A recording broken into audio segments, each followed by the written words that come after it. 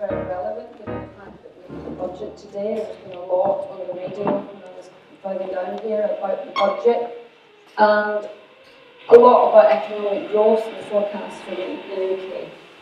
Now, partly thanks to the debt, but politicians and the media are absolutely obsessed by economic growth. That's why we hear it all the time, or gross domestic product, as it's often called, or gross national product, as it's sometimes called as well. And it's routinely used as a measure of a nation's progress. So the more GDP you have, the richer you are, and the better you are. That's the implication as a country. Now, this type of measure of social progress has been critiqued for really quite a long time. Way back in 1968, Bobby Kennedy, the brother of JFK, gave a very famous speech in which he pointed out that GNP, as he called it, may be celebrated in the USA, but it covered a lot of negative things because what it's doing is it is measuring economic activity.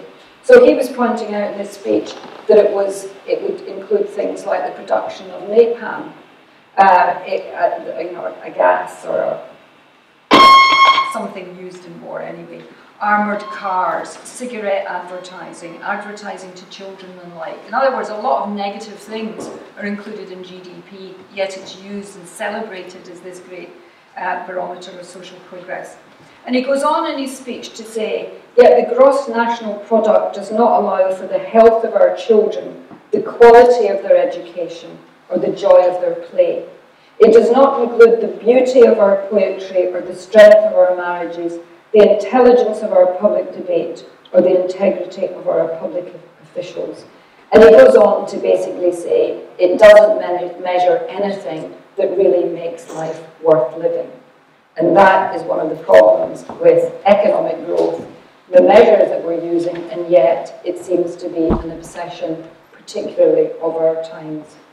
Now, in 1974, an American economics professor called Richard Easterling, he produced data which questioned the assumption that somehow by becoming richer, countries became happier. He had data that contradicted that. Now, this data was basically saying, yes, it's true, there is a connection between economic growth and wealth and happiness. And countries that are richer are happier, but becoming even richer doesn't mean to say that you become even happier. In other words, there's a cut-off point somewhere. And some economists argue that money really matters for people if it's about putting food on the table, having some sense of economic security, having your basic needs met, really important. But once you're past that point, more money does not mean more happiness. And it is one of the reasons why we can understand, I think, that we are much, much richer as a country than we were in 1950, for example, but we're not any happier than we were in the 1950s. So this is what people often call the Easterling paradox, because there is something paradoxical about this. Now, some economists dispute this, and there is nothing straightforward in economics, and some have come out with figures that said that's not true, you know, happiness does equate with money and so on. But it's not generally accepted in economics even that that's the case, for two reasons, just very quickly. One is called the Hedonic Treadmill. And what that means, it's like you're walking and you're really putting a lot of effort into it, but actually you're not going anywhere. And that is actually what it's like if you see happiness in terms of money. The explanation for this is that most individuals have a fairly set point for happiness. It's almost like you're born with a certain level of happiness. So if you think that by getting a new kitchen or a fancy big car, you're going to be happier, you're going to be a bit disillusioned, because within something like 3 or 4 weeks, it's just your car, it's just your kitchen. You adapt to it. It ceases to give you that pleasure that you might have got in the first few days. And the argument is that human beings adapt much more than we think not just to supposed good things that happen, but also to negative things, that people often overestimate how negative the impact of things will be on them, because we get back to that kind of equilibrium. So that's the hedonic treadmill. There's another treadmill that economists talk about, which is a social treadmill. And basically what this means is, by becoming better off, you don't get any happier unless you're leaving other people behind. In other words, an awful lot of the emphasis on getting richer is really not about the money and what you can do with it. It's about the status that you get from the money. That is the issue. So if a country generally becomes a bit better off and a lot of people kind of move up, it's actually not going to do that much for their happiness because they're just the same as everyone round about. So these are some of the reasons why happiness hasn't really changed that much in the last few decades, even though we've become much richer. Now, you might think this is quite an academic argument, and yet these types of argument are now finding their way into public policy. And in 2010, David Cameron announced that his government were going to be fashionable, and they were going to measure things like happiness and life satisfaction and anxiety, because people are beginning to question the idea that GDP, economic growth, should be used as the total barometer of progress, and there is more argument that we should be looking at other things about human experience. So he said that his government was going to measure on a yearly basis up to, I think, 2017, they were going to measure happiness. Now, there's been 2 lots of results so far, and many of them, or much of it, has actually confirmed what was really quite well established about happiness. Married people are happier than divorcees or separated people. And married men are much happier than single men. And in fact, just as an aside, married men are much healthier than men who are on their own. In fact, some people have argued that it can account for as much as 7 years of life expectancy. That's not true for women, by the way. It's more like 2 years of life expectancy, it's not 7. Unemployed people are more unhappy than people with jobs. Women are generally happier than men, but they also experience more sadness and they're more anxious. In other words, they have more emotions and it is a bit more up and down. Folk from ethnic minorities in the UK, particularly the black community, score a lot lower in happiness than white people. Happiness is U-shaped. You know, the happiest groups are the 16 to 19-year-olds. That kind of age group score really quite high in happiness, but so do the people who are retired. The people in the bottom of the U are the people who are middle-aged, particularly the 40s and 50s, who often score really quite low on happiness. So you've got something to look forward to, those of you who are not at retirement age yet. People from deprived areas are less happy than those in affluent areas. But there's also geographical variation in this. Now, in the measures that have come out so far, Scotland scored higher on happiness as a whole than England did. I think Northern Ireland was ahead of Scotland. I can't remember that, but I think they were. But Scotland was certainly happier than England. London scored particularly low on life satisfaction and high for anxiety. And the happiest scores for life satisfaction and happiness and low for anxiety were the Highlands and Islands of Scotland. Did really well on those counts. What about Ayrshire? The lowest life satisfaction in Scotland was found in North Ayrshire. Does that surprise you? The highest level of anxiety in Scotland was tied between South Ayrshire. So it was North Ayrshire, did I say North Ayrshire? Yeah, with South Ayrshire and Edinburgh. That was equal for anxiety. with 45% people reporting fairly high anxiety levels.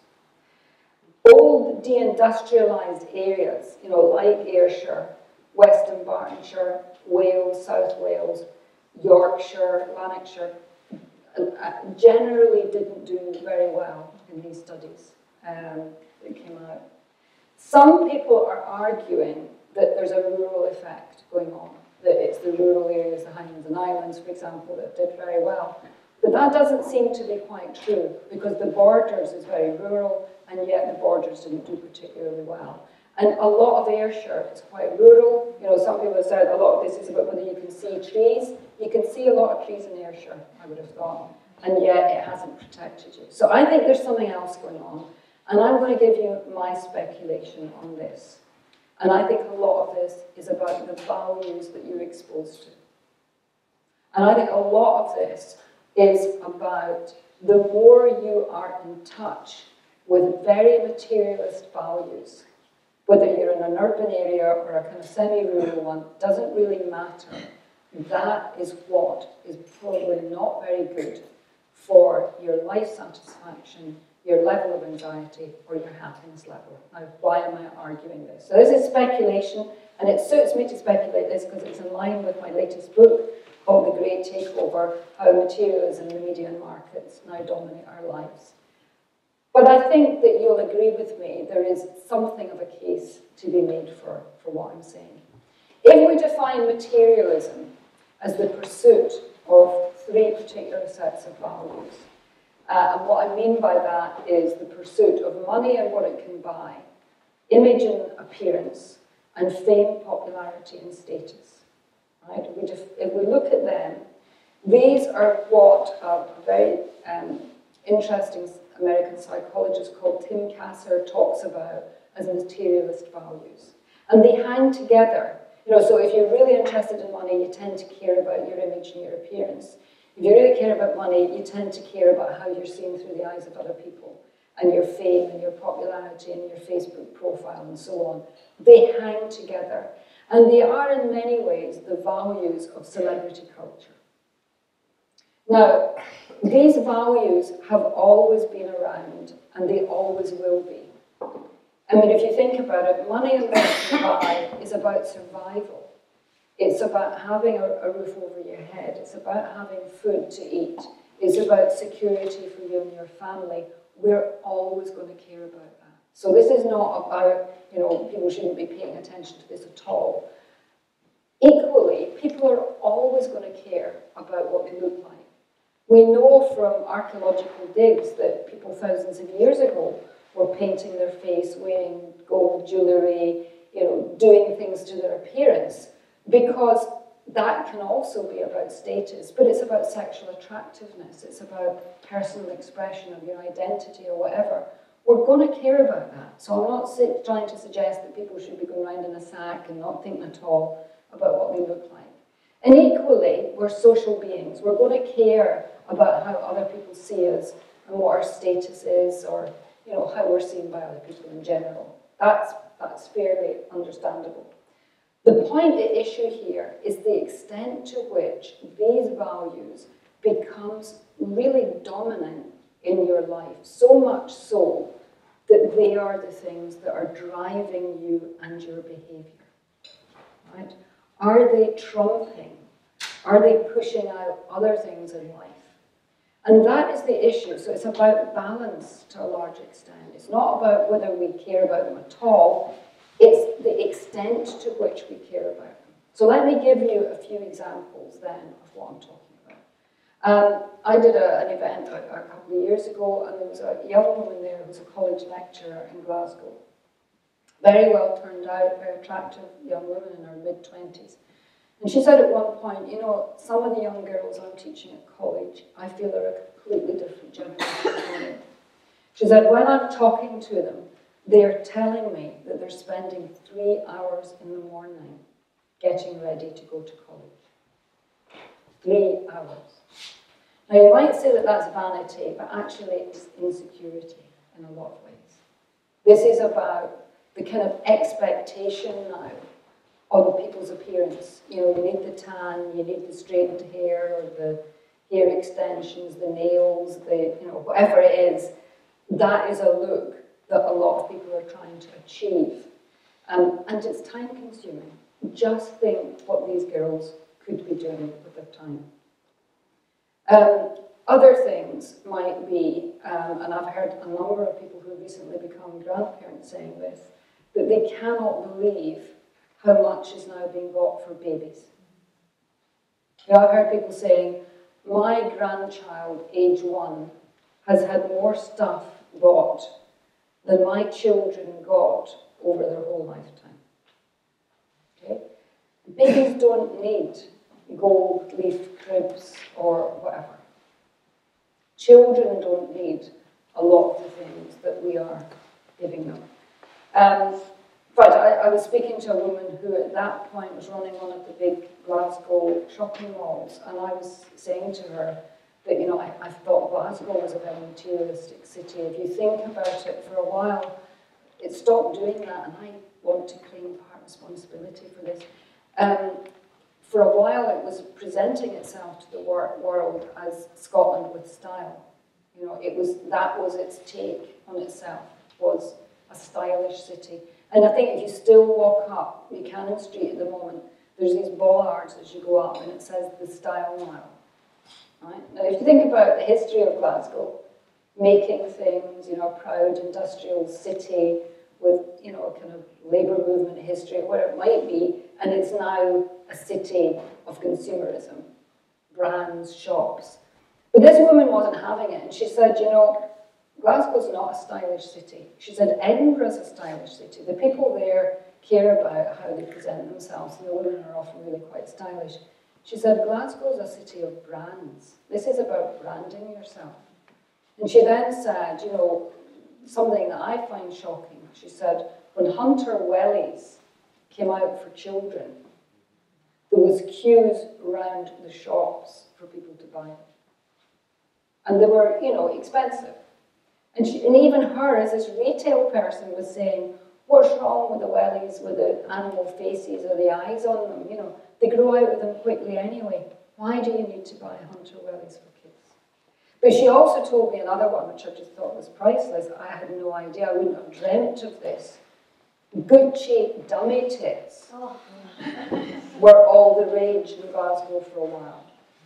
£30 a time. Okay? Now, I'm not saying this to criticise the people that are buying them, really, because all they're doing is complying with the values of our age. Because that is what you're being told matters, that's what's important in life. Okay? So I'm sure you've all got your examples as well, but it's this complete dominance of appearance so that it becomes the driving force in a lot of people's lives, the pursuit of money, and this general obsession with how other people see you. Now, what this is doing in many ways is translating into family life that is very dominated by these values. Some of you might be aware of this, but there was a research study done a few years ago by UNICEF, which was looking at the well-being of children in 20 developed nations in the world. And the UK's children came out bottom in that.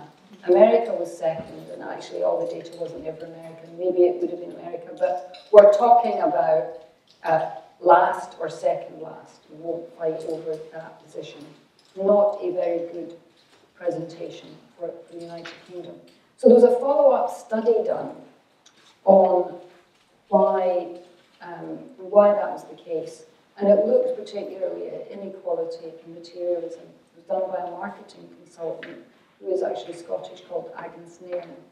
And she looked at 3 countries. She looked at the UK, that scores high on inequality and seemed to be quite materialistic. She looked at Spain, that actually, the UK that scored badly on well-being. Spain that scored reasonably good on well-being, but actually has got quite high inequality. And Sweden that scores incredibly high, I think they're top of the league for child well-being, and they're a very equal country. And what she was doing is she was going to these countries and she was talking to kids and she was talking to parents, and she kind of produced this report. Now, it's really interesting because she said there were really big differences between the three countries. In Sweden, parents believe it's their responsibility to bring up responsible citizens. So she said if you go into a Swede's kitchen, they will often have rearranged the dishes so they're low down, and the 5 or 6-year-old kids can help with the washing up and put them away. They don't spend a lot on children, maybe money for a good skiing jacket or boots or outdoor gear.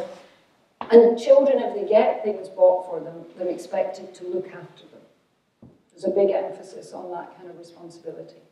Both parents, even if they've split up, tend to be involved with the children, and working hours are very family friendly. A lot of people are not working 5 hours or, 5 days a week and long hours. They're often maybe working 4 days and it's kind of short days.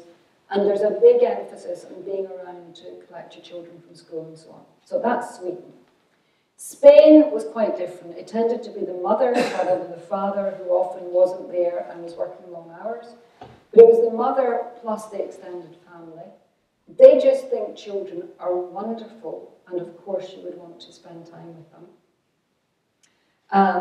But equally, they don't get bought an awful lot, and what they get bought is kept in nice boxes and, taken out, played with, put away again. So that was Spain. The picture in the United Kingdom could not have been more different. And I think people often know it before I even say it. It was parents working very long hours often, working often away so that they maybe had to commute quite long distances, because they saw their job as parents in having to provide financially for their children, particularly to buy them the latest gadgets, the latest clothes, and so on, so the kids wouldn't be bullied.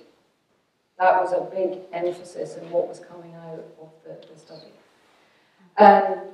They argued that the media bedsit, where kids were sitting upstairs on their own with a suite of technology at their disposal, seemed to be a UK phenomenon. I think it's an American and a UK phenomenon, and doesn't really pertain in other areas of Europe.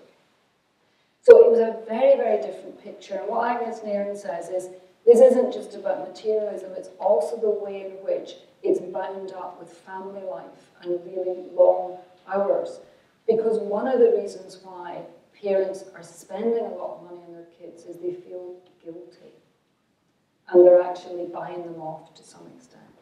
And they also said you could hardly get in the houses very often for all the stuff that was there, and a lot of it for kids, broken down toys and all the rest of it. So that was the picture that emerged. Now, the ironical thing is, when they spoke to the kids in each of the countries and said to them, what's a good day for you? What makes you happy?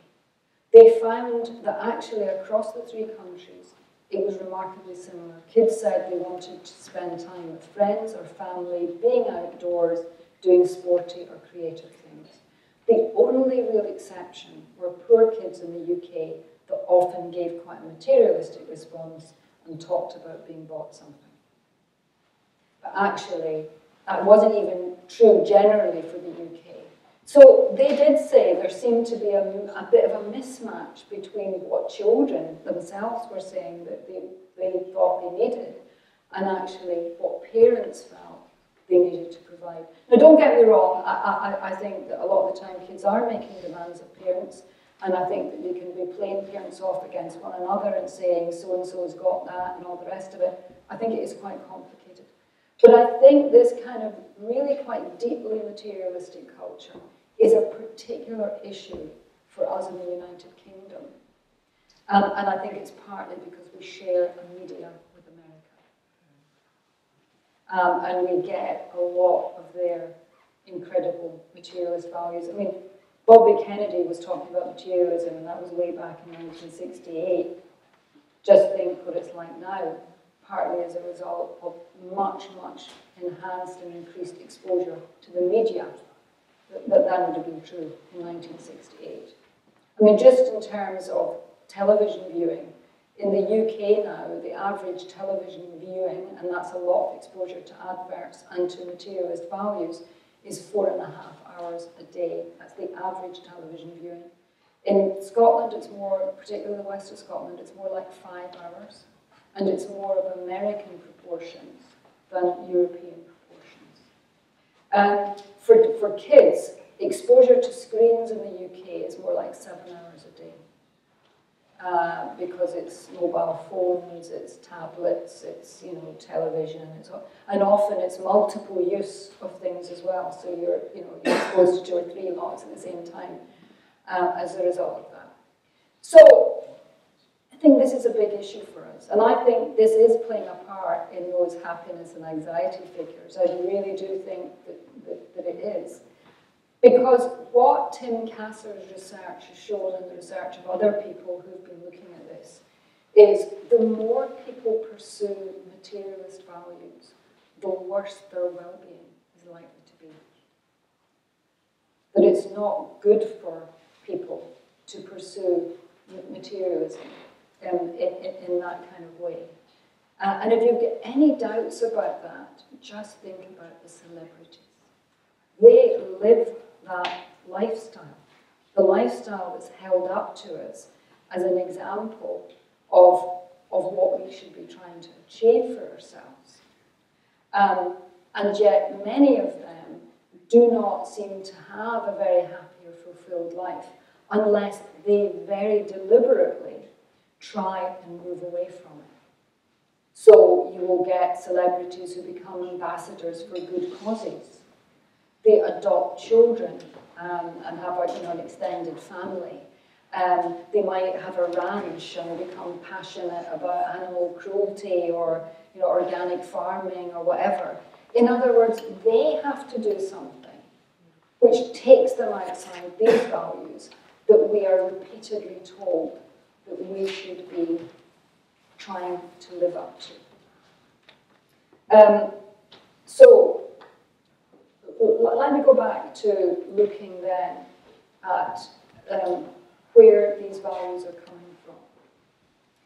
And in many ways, this is part of the kind of scary part of this, because they are coming from the media, because it's not just about advertising. And if you think about advertising, what advertising is trying to do is make you feel dissatisfied with yourself and your life, so that you will then go and buy this product that's going to make you feel a lot better. So I think people can understand that that is what advertising is very deliberately trying to do.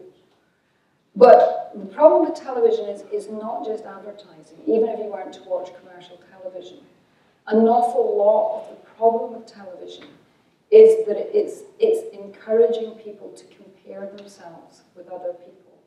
And actually that leads you to feel quite bad about yourself. Some people will argue that as human beings, it is a quite understandable thing for us to compare ourselves with people around about us. How am I doing in relation to my sister, the woman next door, a work colleague? But what the media encourages you to do, because it's exposing you to these incredibly successful people, very beautiful people who don't really look like that anyway. Cindy Crawford that says, I wake up in the morning not looking like Cindy Crawford. But we're being exposed to Cindy Crawford. We're being exposed to all these incredibly handsome people. And okay, films have always done that, but there's something different about this because it's being beamed into your living room. It's much, much more exposure than would have been true before. And what that's doing is it gets people to feel that they're inadequate in some way, that they need to be doing something to kind of live up to this. And there is quite considerable research that shows that once people have been exposed to glamorous images of people, they feel less good about themselves, more self-critical, and they're also more critical of their partners. And this is both true for men and for women. So there is just something in general about television's effect on people that can be really quite negative. But even, even with television as a whole, what has been found in considerable research that's been done is that if people are watching more than an hour, 2 hours a day, let's say, actually television starts to become really, really quite a negative force in people's lives. Quite a famous psychologist recently wrote a paper, and it's subtitled, it's about television, and the title is Tele-addiction is no mere metaphor. And it was saying, watching the telly and compulsively watching the television, the way a lot of people do, is actually very similar to a lot of other addictions. People often feel dissatisfied, they don't want to do it, and yet somehow they can't break out of it. And they feel bad about it, but the next day happens and they do it again. And this is one of the great kind of ironies about television, because there's a lot of great programs on. I'm not trying to say it's not a good thing, and it can help you unwind. But the issue seems to be people are too passive when they're watching television. And actually, even if you're watching something that you quite like, that you might even have chosen, people's mood is often slightly below apathetic. It's not energizing. Is actually draining of you. And of course, if you then add into that, it's sedentary. You're sitting still for, let's say, 4 hours a day watching the telly. That's not very good for your health either. And think about the opportunity costs. Think about what you could have been doing. Now, I'm probably preaching to the converted here. The fact that you are here is a sign that you're not telly addicts, probably, because you would be having a night in at the telly and not wanting to go out. But people often say to me, but television's great because, if you think about older people, it's keeping them company. But why are they isolated and alone anyway? It's actually partly as a result of telly. There's a very famous book called Bowling Alone, written by a guy called Robert Putnam. And it's about the decline of community in America. That's why it's called Bowling Alone. And I remember seeing him interviewed, and the interviewer said to him, what's the one thing that could really help build community again? And he said, turn off the television. Turn off the television. Now, the reason why I quite like covering this is no one is saying that. I don't know why there's not a public health message about it, but really, very few people are saying to you, look, there is significant research to say if you want to live a more satisfied life, watch telly for an hour, maybe even 2 hours a day, be selective about it, and it's fine. You'll probably think television is enhancing your life. Watch it more than that. Watch it for the average amount of time. And actually, television will start to be a drain in your life. Not something that is an asset, but actually something that can play quite a negative part. But, my interest in it is partly that these are the ways in which we're getting some of these messages. I'll come back to some of the other ways, and let me just say a bit more about why materialism can be quite toxic for people in their lives. And that's because it really is taking you away from the things that really do matter for well-being. It's relationships, spending time with people that you care about, your family. These are the things that really matter. A sense of meaning and purpose, that matters. Doing things because you just find them enjoyable and engaging, these matter. There's a lovely concept of flow, and I'm sure you'll all be aware of the concept of flow. And it's about losing yourself in an activity, usually because it's quite challenging.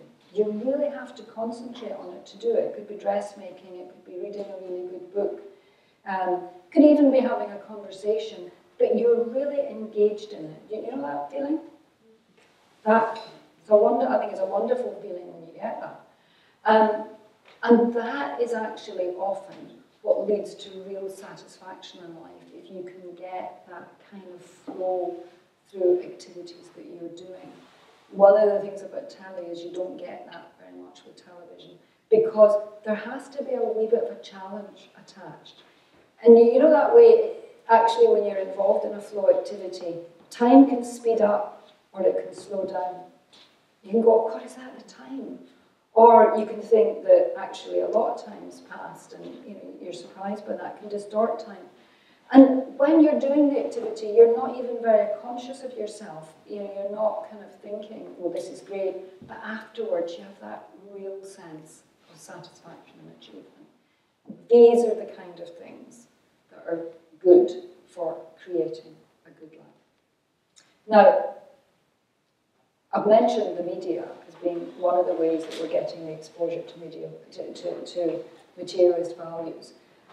But one of the difficult and tricky things is, it's not just the media. We are getting these messages from just about everywhere. They're reinforced. One of the big ways is politics. Without being overly romantic, there was a time when politics was largely about how can we create a better society. Now, different parties would have different ways of doing that, but there was some notion, it could be a patriotic notion, it could be a socialist notion or whatever, about what would be good for us as a collective. But in the last 20 or 30 years, that's really gone out the window.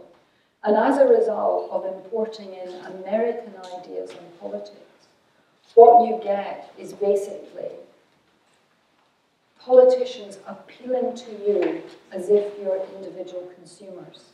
It's like, what can we do to help you and your aspirational, hard-working family achieve more, get more money, or whatever?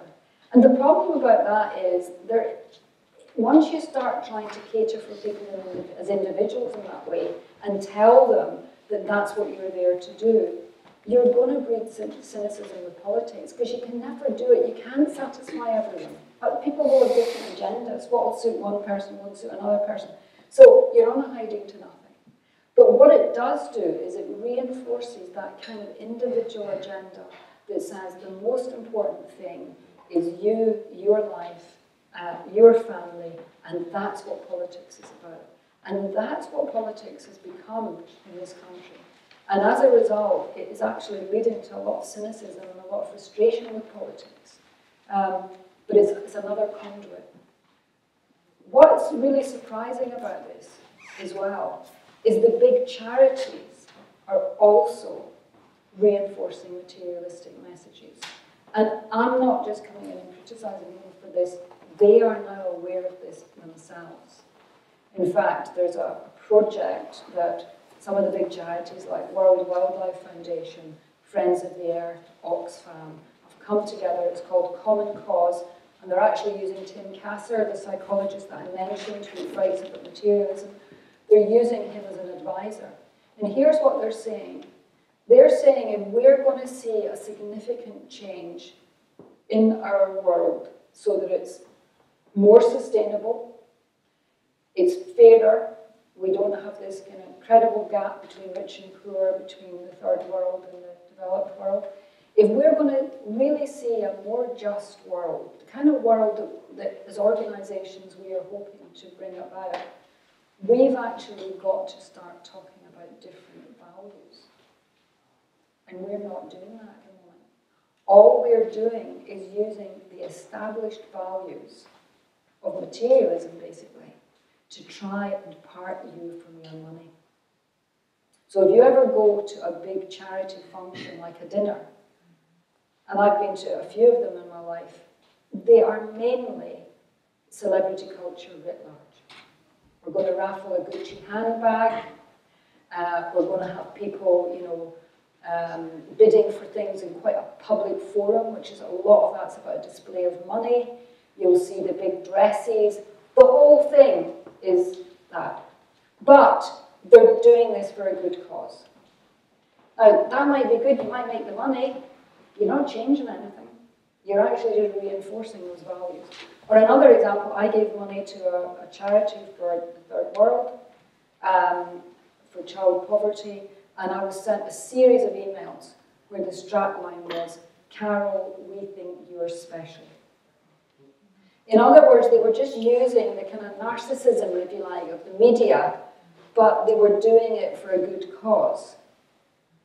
But all that does is it reinforces these values. It doesn't challenge them. It says, you know, that's what people are like. They're selfish, they're self-interested, they're only going to do things if they're flattered and they're told that they're great. That's what we're going to do. So, now, we're lucky that now the big charities are beginning to say, we need to stop doing this. We need to start talking in a slightly different way to people, because we're not changing anything. We're just reinforcing the status quo. I sometimes ask people, what about the church? Because when I've thought about this, the only regular exposure I can think that people get to non-materialist values is on Thought for the Day,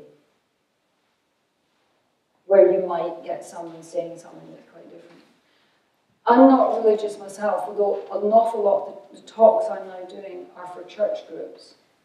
And many of them say the church is putting up no opposition to this agenda. Sadly.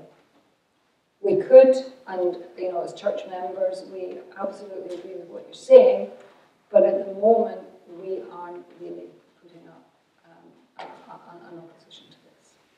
Now, you might think that I would be dispirited because I'm saying that most of the major kind of convicts in our society are kind of dominated by those messages.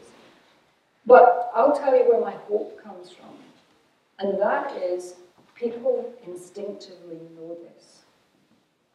I mean, I've hardly spoken to an audience of people, whoever they are, that would put up much of an argument against it. People know this. In fact, I remember speaking to some factory workers, and I was presenting them actually with some of the mental health figures in depression. And I said to them, why do you think this is the case? And there was a wee bit of a dispute about definition and so on. But to a person, they said, because you never have enough, you're never good enough, and you never get there. And I think people are very consciously aware that they are operating in their lives on this agenda, and actually it's a deep dissatisfaction to them. I remember a taxi driver many years ago saying to me, I am working to feed a monster of my own creation. That was how he put it. And it was deeply dissatisfying. So I think people know this. I did a workshop on materialism not that long ago for some college students in a college not that far from here, actually. It was in Clyde. And these were men, it was care students, and what surprised me is mainly they were men, and a lot of them were men in their 40s, for example, who in earlier years would have been working in the shipyards. But some of them had industrial jobs that had now collapsed, and they were retraining and they were going to go into caring. And because it was a workshop, I said to them, look, here's what materialism means. Why do you think it's bad for people's well-being? They gave me the list. I don't think there was a thing that they missed out. They instinctively knew why this was not good for people. And they basically said, welcome to our life, and it's crap. So I think if you want to know, you know, why are some of the areas particularly doing badly, and that includes well-off areas like London and so on, I would say it's because they are operating very much on this very materialistic agenda. Whereas if you look at the Highlands and Islands, what was Western Isles, Shetland, Orkney and Highland region, what you'll find is if you cared very much about materialism, you probably would have moved. You wouldn't be there. You would have gone somewhere else. You'd have got out. And equally, if you cared about that thing, you'd never have moved in. You wouldn't have moved there. So the people that are there are accepting that that's not what their life is about. They care more about community, the outdoors, or whatever. My son lives in Ullapool, and I can see that for him. He loves the feeling of community that you've got there. And I think the Highlands and Islands have retained more of their old traditional culture, maybe more than places like the Borders have. So I think you can see why. I'm not saying it's paradise, it's not, and it's still got quite high levels of alcoholism. It's still a culture that's very, based on drink and pubs and so on. It's not. But I think from the point of view of inoculating people against these values that are quite toxic, I think it's much better in rural areas, particularly sort of more traditional rural areas, which are really quite cut off from the mainstream in a way that the Borders isn't. The Borders is still quite near to Edinburgh and Glasgow in a way that Ullapool is really quite far away. So I think these are some of the issues. So I think that we need to start talking about this more. I mean, I think that's the big issue, that people are experiencing it on their own. I get quite often people saying, I go around all the time thinking, is it just me? Is it just me? Is there something happened that our values are so dominated by it and no one's talking about it? Well, what I think we've got to do is we're going to start talking about it. We're going to start acknowledging that there's something going on here that really isn't good for us. Now, I have mainly concentrated on what's not good for us as individuals. But I could spend another half an hour, which I won't, talking about this is not good for us as a society. Because a society that is dominated by those values is likely to have rampant bankers' bonuses, growing inequality, a problem with principles and standards in public life, because it's all about look out for yourself, pursue money, do these things. You shouldn't be surprised that we've got these problems when these are the core values in our society. I spoke on a public platform a couple of years ago with a guy called Danny Darling, who's a social geographer and who's written a lot about inequality, and he came out with a really, really stark statistic.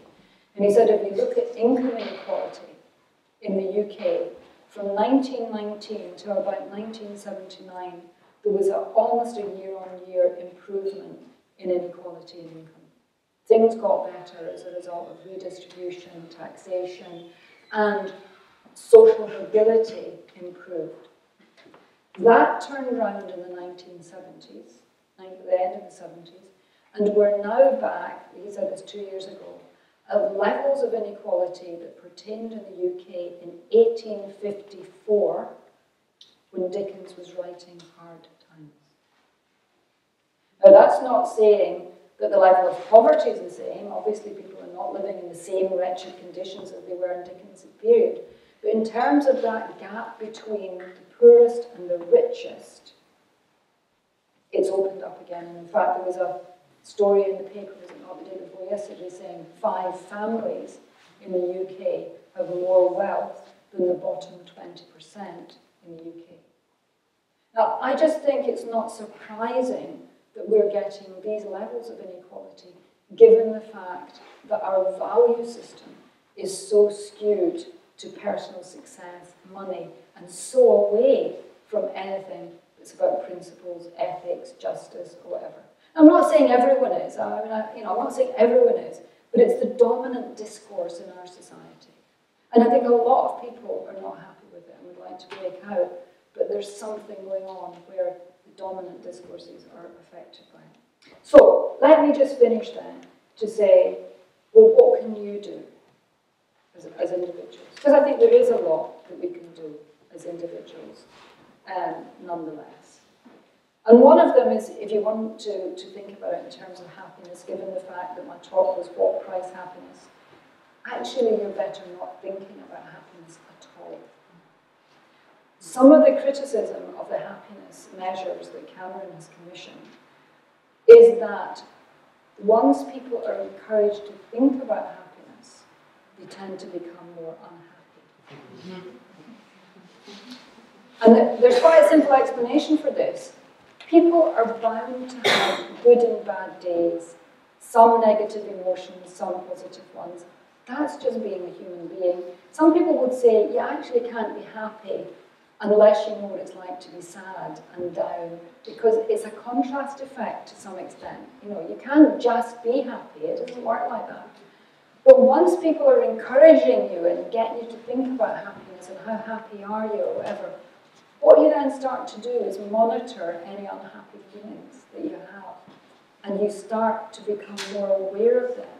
And you fret about it more. And you think, oh, hang on a minute, I'm not very happy at the moment. And so, actually, it leads you to feel less happy. So, forget about happiness in many ways. Just forget about it and think about other things in life.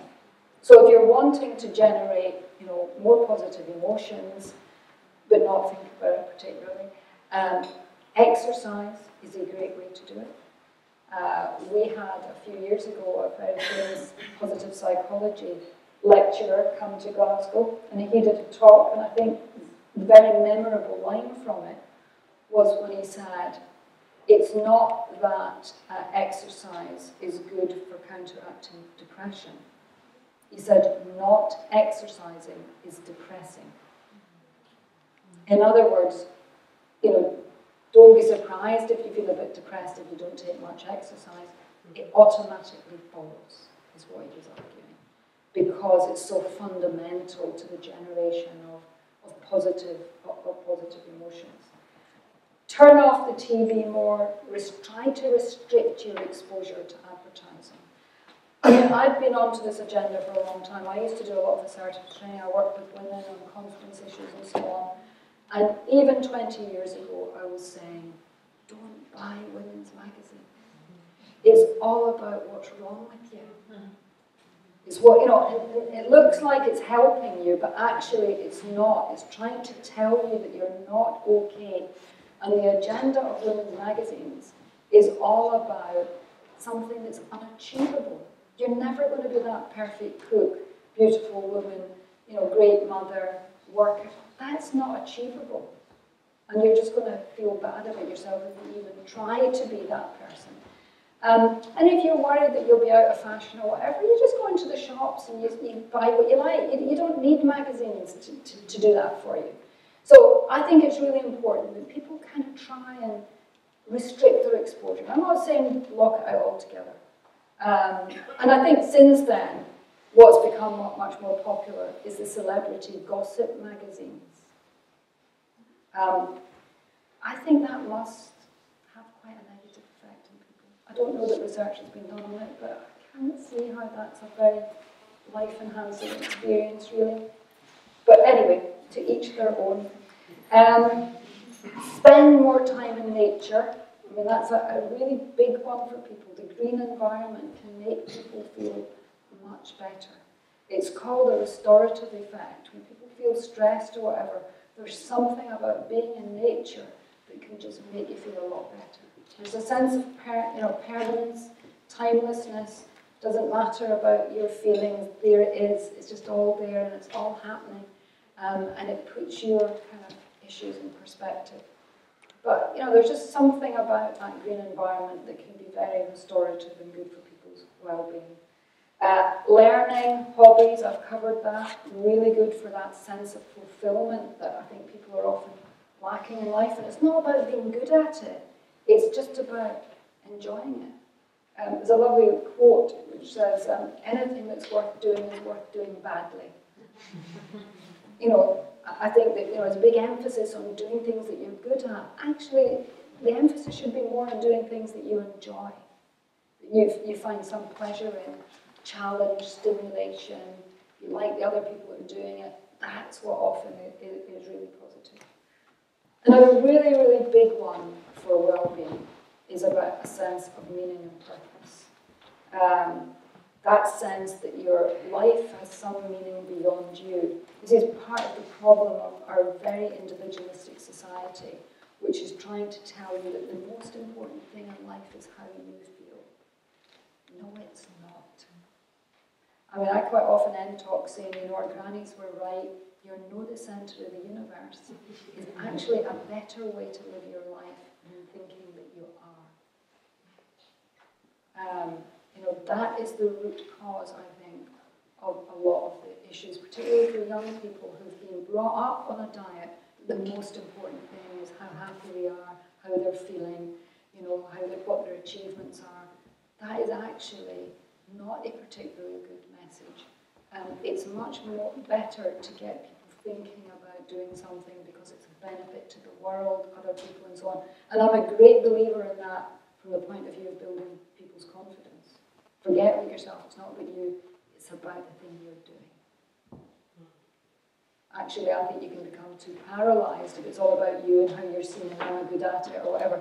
You're better just concentrating on what am I doing? Is this worthwhile? And that then means confidence doesn't really become a big issue. And of course, relationships, community. These are the things. We're social beings. Loneliness is a big killer as obesity and smoking is. That's how social we are as animals. We need other people. And what materialism does a lot of the time is it gives people the wrong messages. It says it's success that matters, it's achievement, it's money. So people could be, you know, going away to work for, you know, months on end and hardly seeing their family, whereas actually, if they saw it as being with their family, that could be better for them. So these are the kind of things: giving, kindness, doing things for other people. That is the basis of a good life, a good flourishing life. And that is what I think is partly shown in those habits.